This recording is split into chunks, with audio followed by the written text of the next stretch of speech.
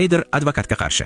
30 yoshgacha kim ko'proq daromad topadi? Har ikkalasi ham 18 yoshdan boshlashadi. Trader kollejga bormaslikka qaror qiladi. Trader notebook uchun $2000, bozorga kirish uchun esa $5000 sarflaydi. U bir haftada birinchi hisob raqamidagi barcha pulini yutkazadi. Ota-onasining yer to'lasida yashaydi. Bank hisobi esa $0. Advokat 4 yil davomida huquqshunoslikka tayyorlanadi. Yuqori o'rtacha ball GPA olish uchun kuniga 10 soat o'qiydi. Daromad yo'q, aksincha $40000 talabalik krediti bor. Bank hisobi minusda.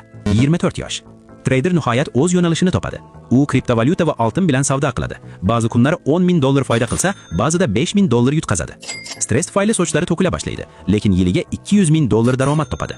Advokat nufuzli yuridik maktabga kiradi. Qarzi $180,000 gacha ko'tariladi. Rezyume yig'ish uchun yozgi ta'tilda tekinga stajirovka o'taydi. Hali ham tez tayyorlanadigan lapsha yeb kun ko'radi. 29 yosh. Trader o'yin qoidalarini to'liq o'zlashtiradi. U Dubay sohilida kuniga atiga 2 soat ishlaydi. Uning sof boyligi $2 million, ammo ish xavfsizligi 0%. Advokat yirik yuridik firmada katta yordamchi lavozimini egallaydi.